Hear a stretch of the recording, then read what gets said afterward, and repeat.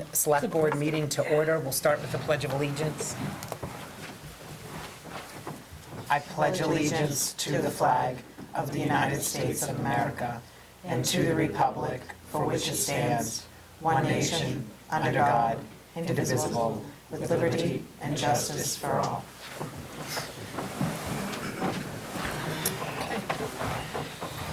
There will be no town administrator report today, as the town administrator is not here, obviously. The first item that we have on our agenda is action on bids contracts. Holly, I don't know if you Yeah, there were mentioned those at all. two bids. The first one is the vault project, and we only got one bid on that. But due to rising costs, it's a little higher than we expected. I talked to Bob about it, and he said that we could, if you guys are, up for it, we can accept the bid with the contingency that we get enough money, extra money to do the project. We're gonna need another $35,000, whether it's from town building or from town meeting. Okay.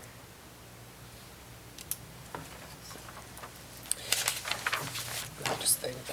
So do we have any idea on free cash? Not that I'm spending it already, but just, I thought he said something 160 around there. Does that sound right? Yeah, I think it was up in that. okay. yes, but we haven't had area. it certified. Oh, okay. That's a world of difference between 109 and 192. Mm-hmm. Yeah. Oh, that's the Yeah. other bid. That's the other That's not the project. vault, this is the vault. No, I know, I'm just saying, this is for the same $80,000. That's for the heating at the senior center. Right, it's a different. Yeah. Okay. So if no one's opposed to it, I'm fine with holding off on accepting the bid pending, I don't know what would be the best way forward, but accept the bid pending additional funding being found and voted on, Yeah. or we can hold off. I would prefer to hold off Mhm. because we know we're 85 in the hole for the playground. Yeah, So until we can figure out what we're doing with that, yeah, I don't think we should be looking for another 35 right. on top of it. Mhm. So how long is the bid good for? I'm not sure, actually. We can certainly put it off until the next meeting and bring it up Yeah, again. because we're meeting on Monday anyway. Right, Yeah. that's true. And I can have Bob look Mhm. into how long it's good for. Okay. Does anyone else have an objection to that, to putting that off, the vote on the bid? Oh, yeah, they're outside. Agenda. They're outside the door. Yep. Okay. So we will hold off and take no action on that bid for now and add it to the agenda for next Monday. The second bid we have is regarding the HVA system at the new senior center. I didn't know if anyone from the COA board wanted to speak on those bids. We received two. One was from General Mechanical Contractors for $109,700, and the other from Royal Steam Heater Company for $192,700.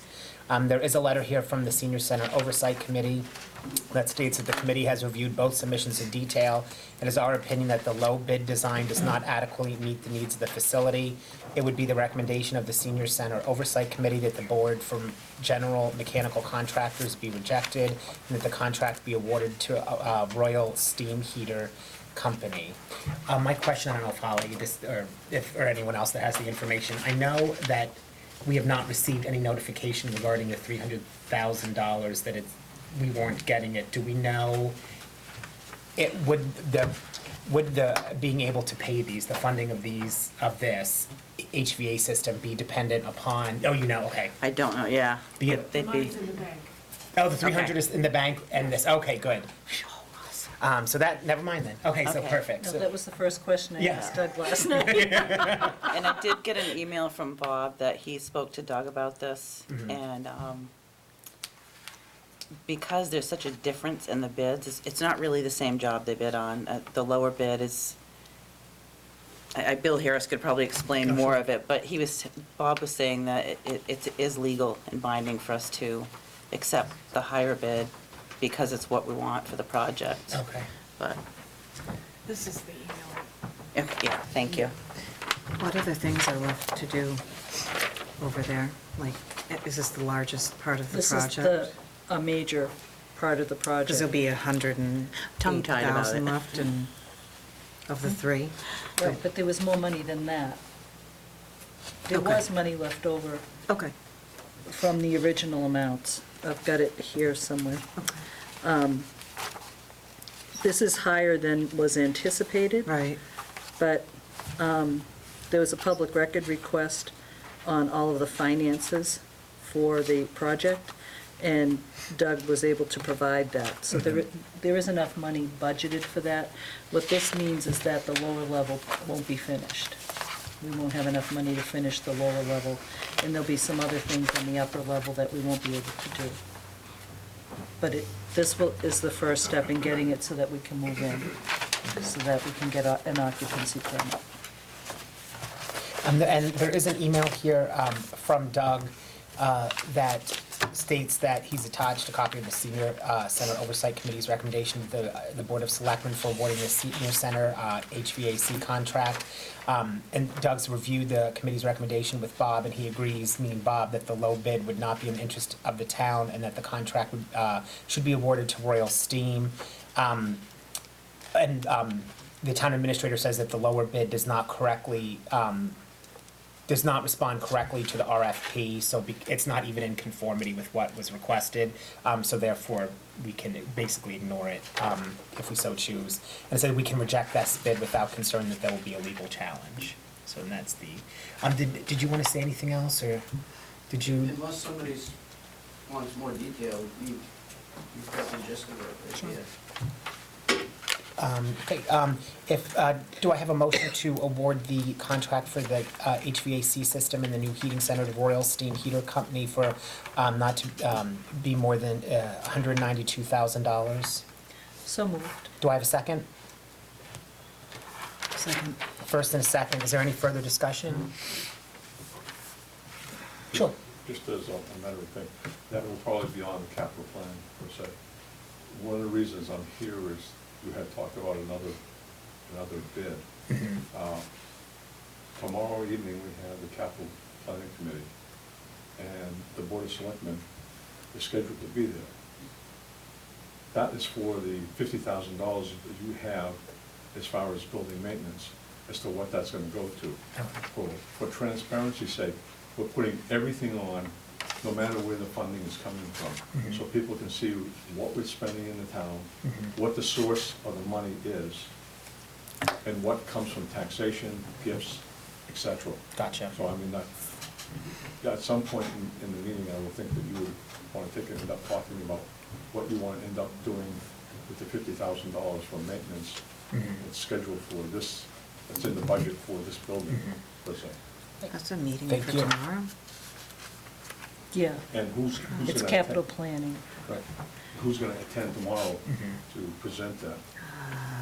Because I was asked by the chairman, also, Mr. Morrissey, to attend, kind of just remind you on those particular type of items Okay. that come forth on the capital plan. Okay, thank you. Okay, so we have a first and a second on this. Is there any further discussion? If not, Julie? Yes. John? Yes. Diane? Yes. And I will vote yes. So the contract's awarded. Thank you for coming. Thank you. The next item that we have on the agenda are the approval of meeting minutes, which I think we just have one day's worth here.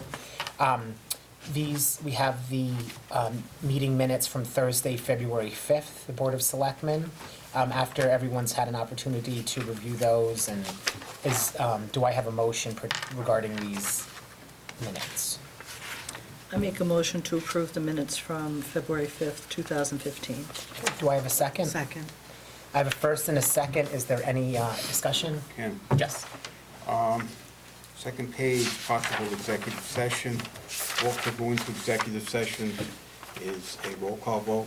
It has to be, Oh, okay. So we, the minutes have to be amended to show that okay, each member's vote. right. And I believe every member voted yes on that, so Yeah. we'll just make it a roll call, okay? Okay. Do I have a motion to approve the minutes as amended to reflect the roll call vote for the executive session? So moved. Do I have a second? Second. First and second, any discussion? If not, Julie? Yes. John?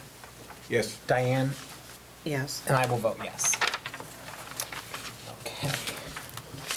The next item that we have on the agenda is to discuss the 40B deed restriction for 27 Millbrook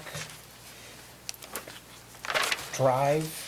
And we all have the information in our packet that we have in front of us. Yes. I'm independent for that. Actually looking to get the deed restriction removed. I have an unqualified buyer. They didn't go through the trapper plan. I've tried to sell it for multiple times in different years. Last year I got closed out because of litigation due to the contractor not finishing up the project through their window that they had a 7-year down in Dayton townhouse. And within 10 years had to remove them due to unresponsive to the management company, which we just had a lawsuit settled over that, which was mold. So I had to move them to a different facility, and then I got to stop paying for the house in lieu while obtaining another mortgage. So I'm looking to get that voided, which it went through Maureen Hagan, NCO Housing Services. She said just go through CHAPA, call CHAPA. She said not a problem, but we had to get a certificate of compliance from the Board of Selectmen to actually remove that 40 for purchase and sales to the next unit owner. Okay. We did this for a previous unit, where Paula Savard was the real estate agent. They came, I don't remember when that was, though. And just as a form of explanation, the town has requirements that a certain percentage of housing in the town have to be income-based, and that requirement is a recorded restriction basically on the deed that only individuals who can be qualified through the program can that are affordable buyers can purchase the property as long as the restriction is on it. So even though the house is being sold for what the fair market value very well may be and whatnot, if the buyer does not qualify as an affordable buyer through the program, then they are unable to purchase the property. My only concern is, and I'm not saying that this should impact the ultimate decision on it, but just whether or not we vote now before getting the information from the town administrator, is that because, while we have done it in the past, because it's a percentage-based requirement, we would, my only concern would be to make sure that releasing this particular property does not then put us below what our required percentage of real estate that is affordable housing is. And I don't know if, I believe we don't have, it was suggested to us by Mike Pinkpank that we wait for Bob's return, the town administrator, before we vote on this particular issue. Again, not indicating its approval or rejection, but just, because I know that this has been a process that's been going on for you for a long time. I'm trying to get this removed. But just to speak with our town administrator before we ultimately decide. I mean, but that's my take on it. I believe after speaking with Holly, kind of what Mike's suggestion was, but obviously if the rest of the board feels differently and would like to vote it now, you're free to do so. Does anyone have any comment or motion or opinion regarding this? Well, I think we did it before, and this person's tried how many times to sell his home, and, I mean, we already set that precedent, so if it comes back that his unit would fall below, it would make us fall below, do we just say no to that? Because I think we're already below 10%. I thought we already were. I can't, Even such, the I had asked about that before, but in all fairness, Yeah. I don't feel right about not doing it, but. And there's also been problems with it, there's been foreclosures, you know, the Yep. prices They- have fell way below their purchasing prices, well beyond any They'll other never- house yeah. around this area. Yeah. So substantially, it's a loss to stay there for a lot of people. So I fathom the people that actually think it's higher than me, but the fact that the restriction is well beyond what the requirements are, it's like even harder to sell. So I've already did that 90-day grace period with CHAPA, and then Yeah. had it released to a real estate agent, didn't, and then that fell through, and tried to do it again and again. It's a recurring thing, so it could either be another foreclosure, or, when I do walk away, I don't wanna do that, because then it just puts a blight to the facility itself. So trying to be as responsible as I can as a union owner and move forward. Do I have a was that a, I would like to make a motion Okay. that we sign the compliance certificate to release the to restriction? release to release the deed restriction. Okay, is there a second? Second. Okay, I have a first and a second. Is there any, yes, sir? How many times have we done this? Since I've been on the board, we've done it once. I can't speak for anything else. I didn't do any further back research on that. But what I had said, it may only be that one. And I don't quite remember how many there are at Daymill, but again, they didn't finish the project. Period. That complex has had its share of challenges, period. And I know that we've done other things. I've recused myself because the lenders were clients or whatnot, but we have lifted, if it's only been, which I trust Mr. Springs says that he believes there's only been one other Yeah. restriction lifted, the one that Ms. Haley Brooks is speaking of. I do know, though, that we've done other things such as subordinate mortgage liens and whatnot, to allow homeowners, where the town has where town's permission is needed because of different program participation, that we have done other things. So it's not like this is unprecedented to take a vote to. It's definitely in everyone's best interest to put someone in that unit. Because ZBA money was gotten from that contractor and given to COA, so I'm not sure if they would be involved also. Yeah. They didn't finish, where are our sidewalks? No. They didn't, I'm talking about the fact that the ZBA got money from the contractor. oh, we discussed that at in lieu another of meeting. having those pieces of property for low income. I don't think we gave that back to them, right? No. I don't think we No. I think we voted to keep Is- that. They were saying they wanted it back, and I don't think we did that. We're not sure. We didn't vote to give it back. No. But we still don't have an accurate accounting of that money either, Right. so. Okay, I have a first and a second. Any further discussion? If not, Julie? Yes. John? Yes. Diane? Yes. And I will vote yes. So we'll, Thank you. and I'm evoking your name a lot today. Holly will have that once signed. Does it, can I just sign it? It says town representative. You can sign it, but I need to notarize it. Okay, so we can do that. So we can have that Yeah, ready we can for do you to pick up then. Yeah, if you want to stop in tomorrow. Okay. Yep. And then you'll be set. Okay, thank you very much for coming. Sure, thank you. Okay. The next item that we have is to discuss the Narragansett Regional School District Budget Subcommittee. I don't believe there's anyone here from the school committee or the superintendent. I'll try to give a summary as briefly as possible. The issue was that last year's budget subcommittee, 2 advisory board / or for Phillipston Finance Committee members were on the budget subcommittee representing their prospective town, in addition to 1 select board member from each town, which was me last year. I had several conversations and recorded messages back and forth with Susan Varney, who's Ruth Miller's assistant and works in the central office, as well as with the chair of the school committee.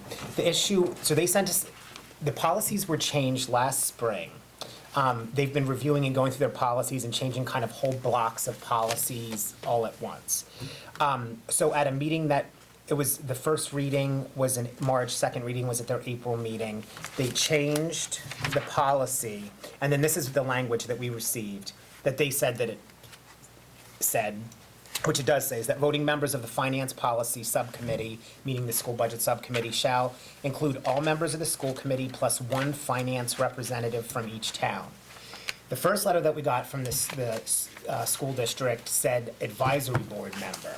Well, then that causes confusion, so the policy, because the policy says finance representative. What further, so when I got this letter, I said, oh, so this makes more sense, the confusion, so I called Susan Varney and discussed it with her. She did some research. The word finance is capitalized, which to me makes it sound like it's a finance committee member. We don't have a finance committee. Advisory boards and finance committees, while they serve basically the same premise, they are separate, they are different things. So particularly the limitations given to our advisory board members by our bylaws, if it wasn't explicitly saying an advisory board member, we just needed clarity on the matter. So we received a new email today that states that they erroneously had stated that it should be an advisory board member. The intent of the policy is that it is a finance lowercase representative from the town, not necessarily an advisory board member, and it could be an appointed board of selectmen. So basically anyone that the board of selectmen appoints that for the purpose of serving the financial interests of the town could be that one appointed individual. So that is the clarification, I don't know how clear it is, but the clarification that we received on this particular issue. Also as a little tidbit about the budget subcommittee, although its vote is not binding in the sense that the school committee can take the vote of the budget subcommittee and just completely disregard it and do what they want to anyway. While that is the case, I feel that having representatives of the town, personally, I think multiple representatives for both towns on the budget subcommittee provides the most opportunity for issues or concerns to be raised. And then when those respective individuals, the finance member, comes back to the community to explain the budget, there's more people to do that, and maybe you get more than one particular view. That being said, the policy was changed by the school committee, which is their right to do back then. So now the issue becomes the appointing, which I would like to do today if possible. It is on the agenda to discuss it, and also because they've already met once or twice, and there's another meeting tomorrow. I believe. We got February 24th, March 3rd, and March 31st, all meetings at 6:30 in the Kiva are the final 3 budget subcommittee meetings. So since we have only 3 meetings left, we should, it is probably the time to appoint a representative without further delay. I know that the advisory board had appointed Kate Fulton when our understanding was that it had to be an advisory board member. That was the express will of the advisory board. The Board of Selectmen had previously appointed, because when we thought that we got an actual voice, we also had, we had appointed Selectwoman Farrell to be our representative for the select board. So so basically we have 2 people that were voted, and according to the policy change, we can appoint one person to represent all the financial interests of the town on that committee. So I don't know if anyone would like to speak about their opinions on this matter or state anything about this. My opinion was that it should be an elected official that represents the town on the budget subcommittee. And that's my feeling, and I would make a motion to appoint Julie Farrell Okay. to that subcommittee board. It was my understanding that we had done from the beginning, and I would like to remain that way. Is there a second? And then we'll discuss after a second. Is there a second? I'll second it. Okay, so I have a first and a second. Is there any discussion on this? Yes. The advisory board, when we did name somebody, we named an alternate, because we felt that if the person could not make it, they'd have a second person there, so that if it came up to a vote, at least there would be a voting member from the community on board to represent the community. So I'm not sure what the board wants to do, but that's the premise that the advisory board had. Okay, Ms. Fulton? Yeah, I just wanted to say that one of the reasons I came tonight was so that I could have clarification on this matter. I did discover, I did not discover, but I confirmed that there was a meeting tomorrow night and had planned to go. The only thing I can say is that I have served on the budget subcommittee for 3 years when I was a member of the finance committee in Phillipston. So I have served on the committee, but I'm not sure if Mrs. Farrell has also served on the committee. She was on the school board for a few years, so I guess perhaps 10 years, yeah. a little background there. Yeah. But whatever you choose. But as I say, I came here this evening with the thought of getting clarification, and I'm sure, and I'm certainly willing to serve, but at your pleasure. What Mr. Springs said is also something that we could consider as well, as having one individual as the primary voting person, but then should they not, I don't know if we'll get any flack for that, but oh well. But then having a backup, an alternate that should, whoever it is, Mrs. Farrell or Ms. Fulton be detained and miss the vote, that we have someone, so that the town of Templeton gets at least one vote on that 10-person committee. So we have a first and second. Is there further discussion, any modification of motions? Just as Oh, yeah. a point of reference. Sure. The advisory board, when we did, because we didn't know where the status was, did mention that we would like to take it as a recommendation from the community, level funding and not see an increase because of the pressures that we see on the budget. So I mean, that's really up to your representatives. I'm not just throwing that out as. And I did say that if I were the voting member, I would not be able to adhere to that I would have to listen to all arguments from the school district and the school committee, and that I would consider up to 2.5%. But obviously, I prefer the level of funding, but I always understand, which, by the way, and this may be, maybe this isn't relevant at the moment, but I have been told, and it's probably, hopefully it's just one of these silly rumors that goes around town, is that there are administrative personnel from the school district that are working without a contract. Oh, I believe that's true, correct. That is true? Yep. Is it the superintendent or? No, she and I don't want to speak for the school committee, because obviously this isn't a school committee meeting. My understanding is the superintendent does have a signed contract, but there are other administrative officials that generally work under contracts that are either at the border of expiring or their contracts have expired. But I guess we have a meeting. They have a meeting on Wednesday, right? Wednesday at 6:30, I think.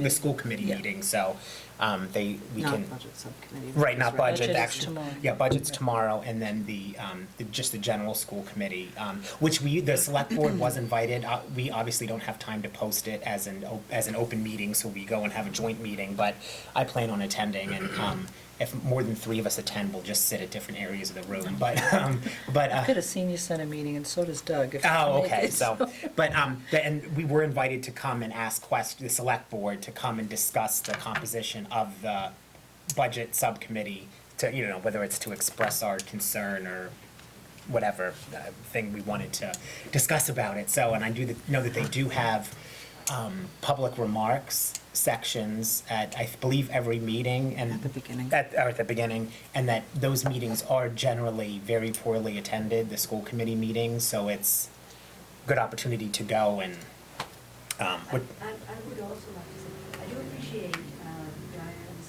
comment about it being an elected official, but it would be nice if someone from the advisory board or the finance committee from either of the towns was at least an ad hoc member, so that they could be present and ask questions and offer input if it's. Well, anybody can attend.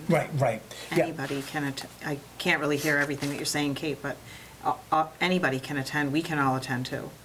I mean, we just not all going to talk to each other. Yeah.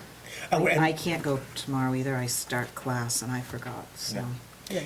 And I really did want to go, but was planning on going. do the dates for the subcommittee meeting, are you all set with that? Is there anything Yeah. that you, okay, I'm not going to amend my motion. Okay, I'm going to leave it as it is. okay, so is there any further discussion? A couple of things, Ken. Sure. Number one, if the policy doesn't specify that you can appoint an alternate, then you can't appoint an alternate. Right. All right.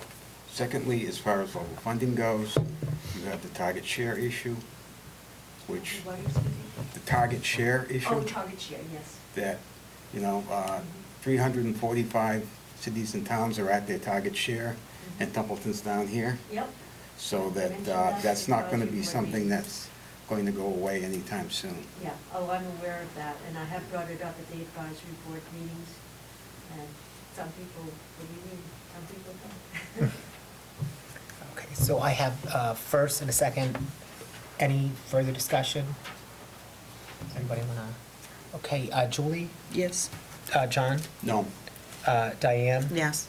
And I will vote yes as well. And the reason that I'm voting yes is because of the elected official, just Yeah. because we just get one, it is obviously no No, I reflection on, accept yeah. that, Yeah, because because it's just one person, that I think having an elected official, so, and I think that you both obviously are equally qualified to do a great job for the town on that. So we have Julie, is there any other motion regarding the budget subcommittee at this time? I didn't know if anyone wanted to, and we felt like taking a vote to express our concern, because they go over these policies every year, our concern going forward about the composition of the policy. Apparently, these matters may be dealt with, rather than waiting till this time next year, it may be better to do it sooner if in the springtime there's another round of policy review.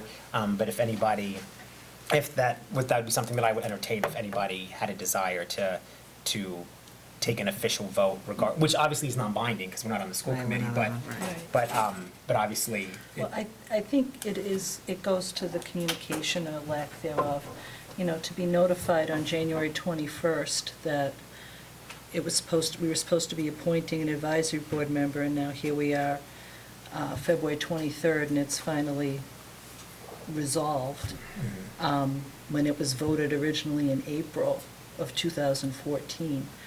And to not be notified of that, I think is a major problem, especially when it's dealing with an important topic, which is budget and finance of the school department.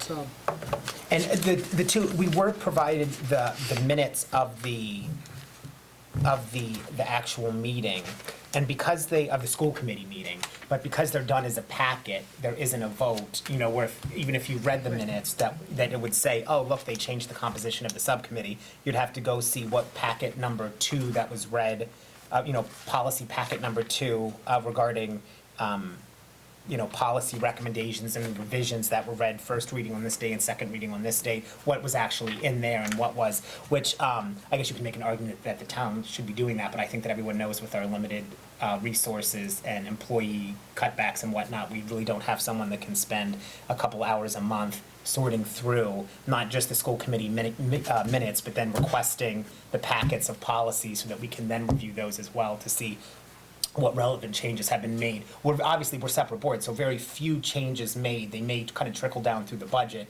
but very few actions taken by the school committee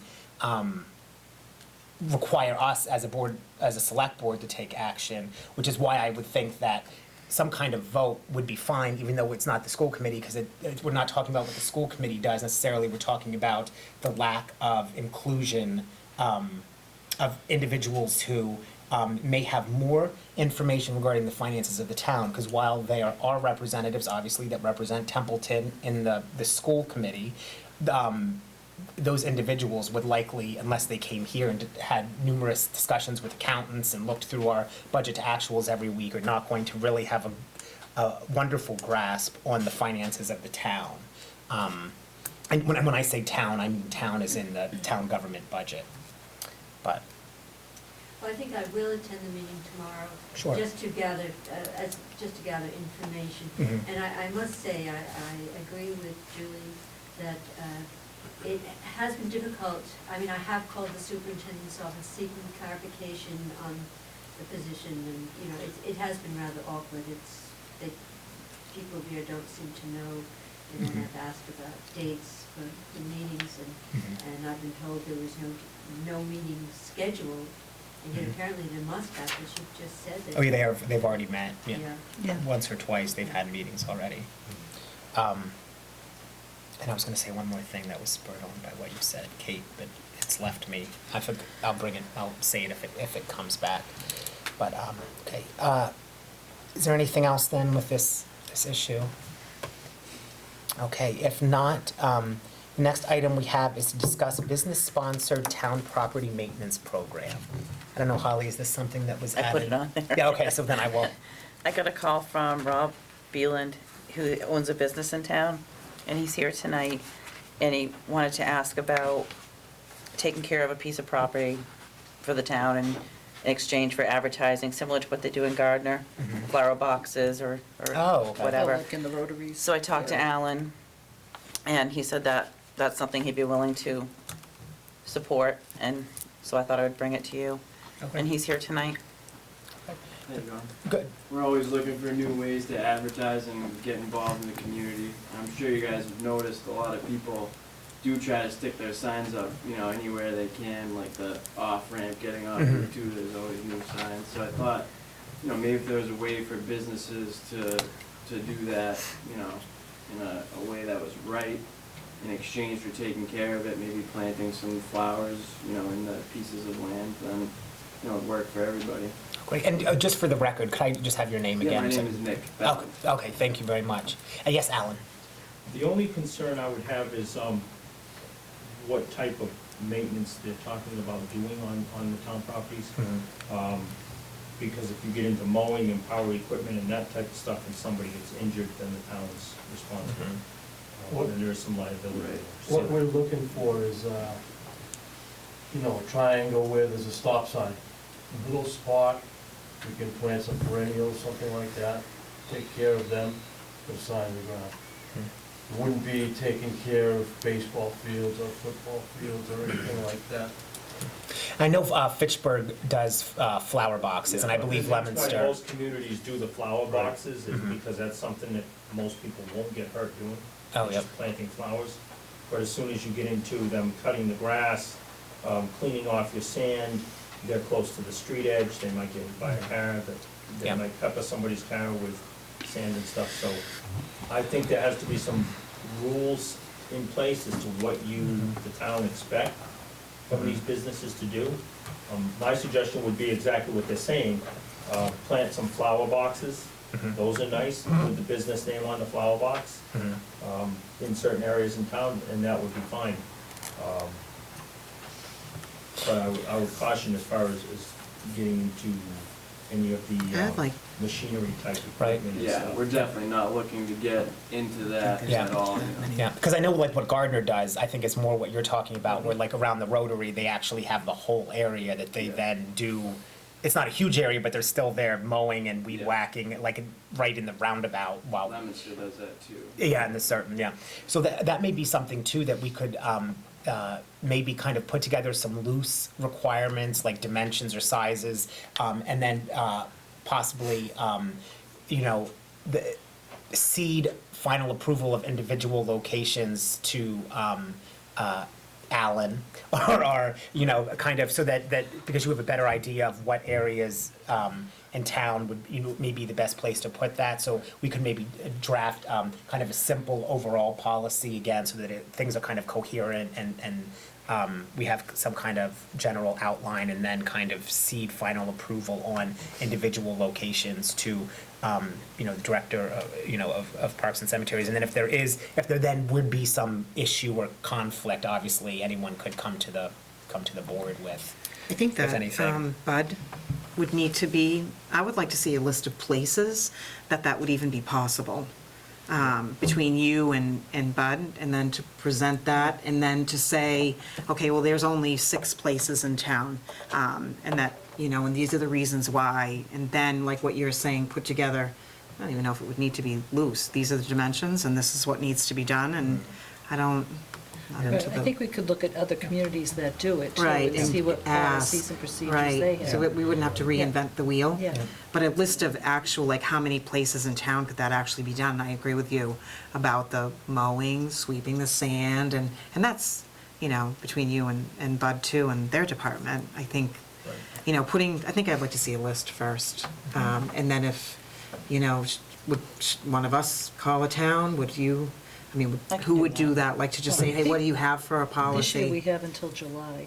Yeah, I think we have a little time. Let me make Yeah, a that's- note, let me make a mental note Yeah. of that, when the snow melts. I know, at least for Fitchburg and Leominster, they may even have it directly on their website or through the. I'll look it up. Yeah, the Northern Worcester I'll Chamber of work Commerce. with you they on might. that, I don't mind.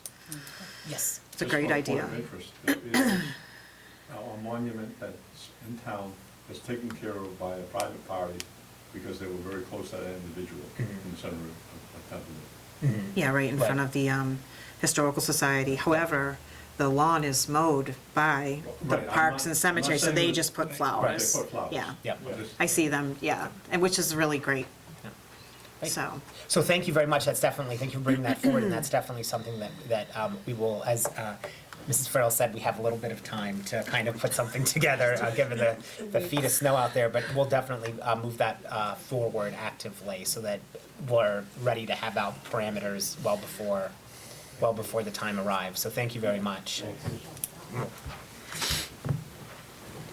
The next item that we have on the agenda is to discuss a welcoming committee. Is this That's- you? yeah, I can just but I can tell just by what, yeah. Sorry. No, I don't apologize. I don't really want it to be called a committee, though. I think, I just wanted to bring it up here. I mean, I've been wanting to do this for a while, and it's just I get busy, and then, I see a lot of new families come to town, more in my line of work, and then just being involved.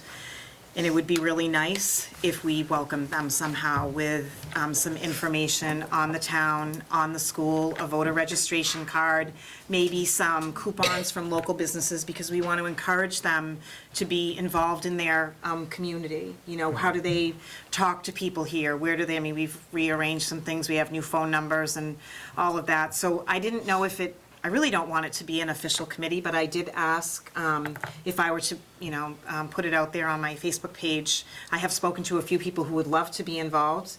And then if we could use this room here to meet and just kind of talk about like what the needs are and what other ideas people would come out with, whether it be called the welcome wagon, and I know we used to do this a long time ago, and people would have to, we would ask for 0 funds from the town. That's why I'm saying I really don't want it to be, we can volunteer paper, we volunteer time, the businesses would volunteer, whatever the case may be. But it would be nice to have people, be like, oh, you just moved to town and this is where you can go. So I don't know if it has to be an official committee or not.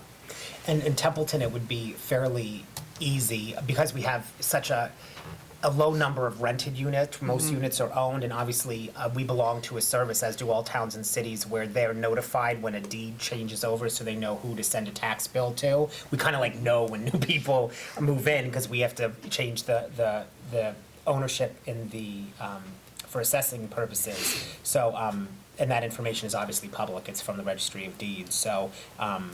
Well, as a real estate agent, I have access to all of that. Yeah, so, there you go. So it's easier for me to just say, like, I pretty much know what's selling and what's, so I guess if you had any thoughts on that, or, because I would like to make a date and just invite people to come, and it doesn't, like I said, it could be people come 1 month, but maybe not the next month, and I don't want there to be a lot of pressure, but I really would like to get it going. Yes. I just want to say, I think it's a great idea. I get a lot of calls. Who picks up trash? No one. I'm walking out of the town, but. Where do I go for this? Where do I go for that? So we're sending them all over, and all the offices get calls like that. Yeah. So I think it'd be great to have, Yeah. here, call this number, they'll give you everything. Well, I had said to Holly too, maybe if she could send out an email to all the department heads and, did they have any thoughts, or would they like to come to a meeting, or just share something, with me, would be great. Put it on the website and I stuff too. would like, this may already exist, but a directory of the local businesses in town to give to new people that come in. I don't know. I don't think it does I would exist. have to ask No, that. I think when I was doing the stuff with the Templeton 250, I forget where Gail had access to some of that. Yeah. So I don't know if it was a specific list, or we just asked for where all the local businesses, that even whether or not they had a shop set up or not set up. But Yes. I can look into that. Secretary of State's office, they do provide a list of community services. They provide state, it has the state services and phone numbers, but also local services.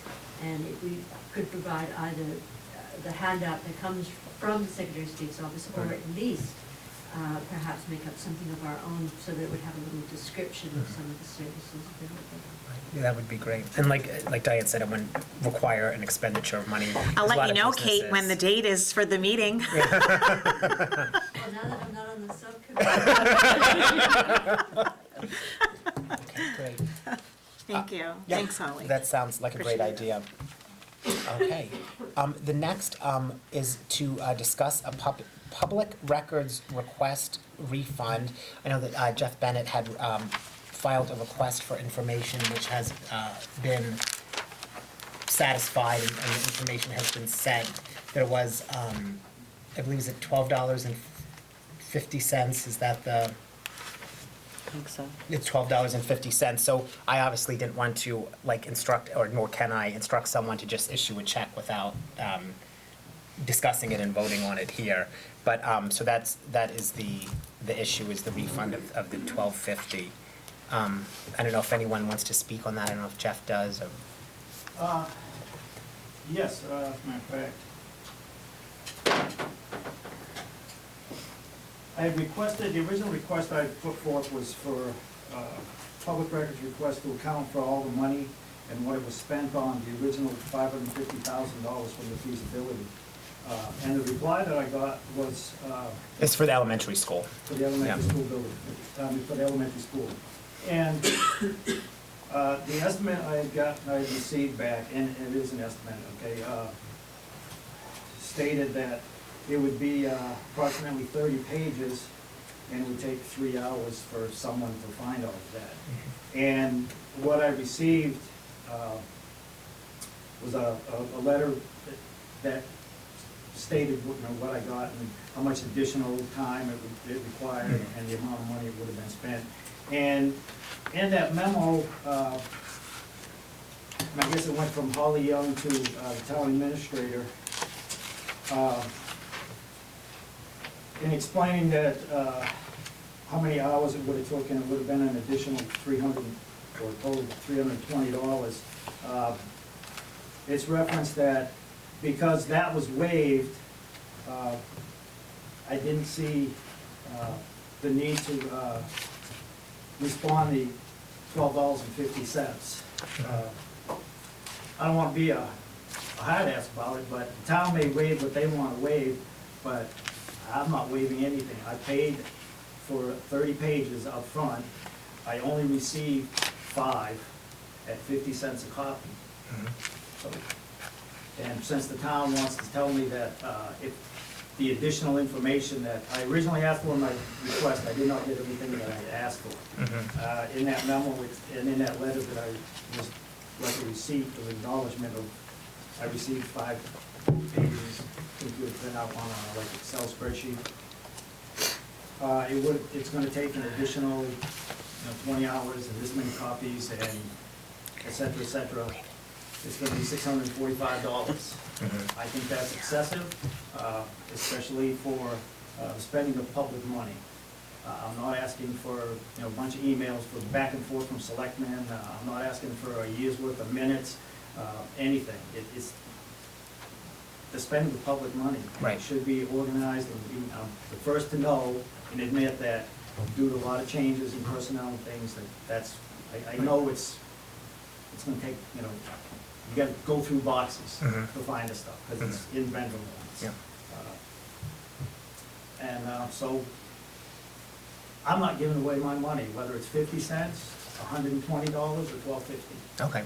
And I intended to, in fact, I have a letter to the town administrator requesting my $12.50 back. I'm sorry, but. Yep. No, that's fine. That's your right. And on that issue, a point of clarification, so I don't have to go down this road again. In this memo, it states that it would be 5 pages, or 10 pages, I'm sorry, at 50 cents a copy. But this little booklet that anybody can look at. It's a guide to the Massachusetts Public Records Office from the Secretary of the Commonwealth. It says you can charge, a custodian may charge 20 cents for photocopies, 25 cents for microfilm copies, and 50 cents per page for computer printouts. And since this memo, it states that the accountant would have to spend over 20 hours to physically find each vendor warrant and going through boxes in the basement. That indicates to me that's not computer printout stuff, that's, I know what it is, it's actually invoices, paper copies, they're in a folder from every week or bi-weekly of the vendor warrant. So you would be making photocopies at 20 cents a copy, not 50 cents a copy, what I was quoted in this memo. But you can't charge me for, or anyone else, you can't charge me for computer printouts when you're making photocopies. I would just like that to be clarified, and you can check, you can look at it, you know, whatever, but How many, if you're making photocopies of vendor warrants, that's making a photocopy, you're not hitting the print button. so is this what you were charged, or was it in what Holly said, if we had done an additional? What I was charged and what I was given an estimate of 50 cents per page. And what I received was 5 Excel sheets, right? Excel sheets printed out. So those were computer That's put on the printouts? computer, I got no problem with that. Okay, But what I had asked for was what the money was spent on and how it was spent, including the legal bills, you know, 1 month or 1 year, 2012, I think it was $755. And I know from Copeland and Page, I know from experience sitting up there, that those are mailed and it's typed out and it's 3 columns or maybe 4. But on the left, it has the attorney's initial who did the work. In the center, there's a couple, 3, 4 lines of conference call with the town coordinator, conference call with the chairman of the board of selectmen, contract, you know, look over a contract, or verify this or that. It's a little description, and then to the right is the number of hours, the time, and the dollar amount. And in the spreadsheets, you know, that was included. So that would be some of the things that I had originally asked for. so what do you, what is your assertion that the amount that you were overcharged is based on the photocopy versus? I paid up front for 30 pages, because that's what I was told approximately would be. Okay, okay, so $15, Right. 'Cause they were So I 15 paid that cents. up front, along with $79.02 for labor. okay, so we're just talking about the copies. So, and I only physically received 5 copies. 5, and were those printouts, computer printouts, or? Yeah, they were Excel sheets, so I assume they were done on it. I mean, nobody took a ruler and did it. Okay, so 50, oh, okay, so the. I paid $15. Oh, so, okay, I see what you're saying. So what you actually received were those, you paid $15 for copying, which was quoted, which we shouldn't have charged you 50 cents for all of the additional, because they would have been photocopies, not Excel printouts or computer printouts. So what you did receive was $2, I'm sorry, you said 5 pages? Yes, 5 pages at 50 cents, which the 50 cents was fine for those is $2.50. So the $15 for copies minus the $2.50 for the 5 Excel spreadsheets is how we then get to the $12.50, correct? Okay. Do I have a motion to approve the refund of $12.50? So moved. Do I have a second? Second. First, second, any further discussion? Yes.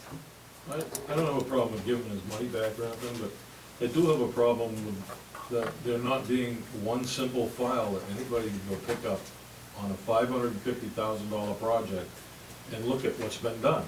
From the date it starts, a file gets opened, anything to do with it gets a copy of everything to do with it. It goes into one file. Then in 15 minutes, Holly can print out anything Really? anybody wants. Is this the way the town gets run? I mean, well, the senior center. Dave, This- No, this it's not the project way move the those town gets boxes run. along with the It's the way highway the town department. was run. Was. Yeah, yeah. If I may, Dave, if anyone, I will be the first one to admit that, yes, it should be kept like that, and it should be easy enough to get this accounting. And there are forms that will have like just the dollar amounts, but I was asking for the invoices. And I know the circumstances, with it, when Tammy Call left as treasurer, and then there was 3, 4. Five. Yeah, how many people really was in and out there? We had subs, we had a contract person. Are we on our Then that- sixth now? Then with that Kate? contract I think person sixth, switched. yeah. So, and the work, one person was left because the work wasn't getting done, another was dismissed. So I'm the first to admit, and I know firsthand that what you say in principle is correct, and that's how it should be, but I know it didn't happen that way. Right.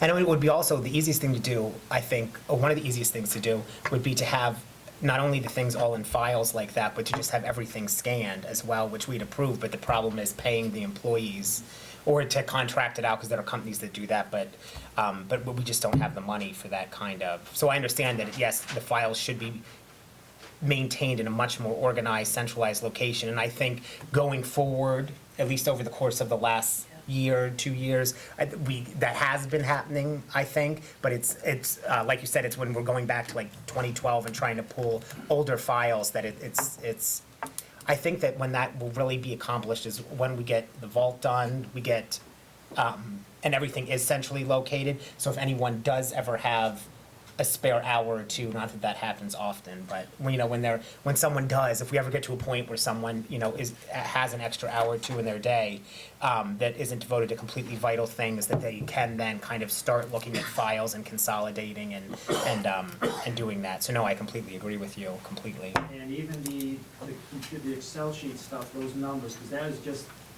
dollars that went out the door and what for you. But there was 2 different accounting systems, and one of the accounting systems was, it's not an industry standard. I mean, it was good. I mean, it was legal and everything, but the town accountant created it and did it. And, you go other places and there's either Munis or the one that we use. So this was a specific system, and to go back in there, and now things have been transferred over to a new system. Things are labeled differently, things are different accounting tracking numbers and things. So like I said, I speak from first-hand experience knowing that that's part of the reason as far as getting the dollar amounts. We started at $550 and you ended up at where it's at. And that should have been as simple as, it should have took a few minutes, but because of those things that happened, I mean, it was like almost a perfect financial storm happening. But as far as the invoices and things, again, those would be photocopies of the invoices rather than computer printouts, because those are things that come in and,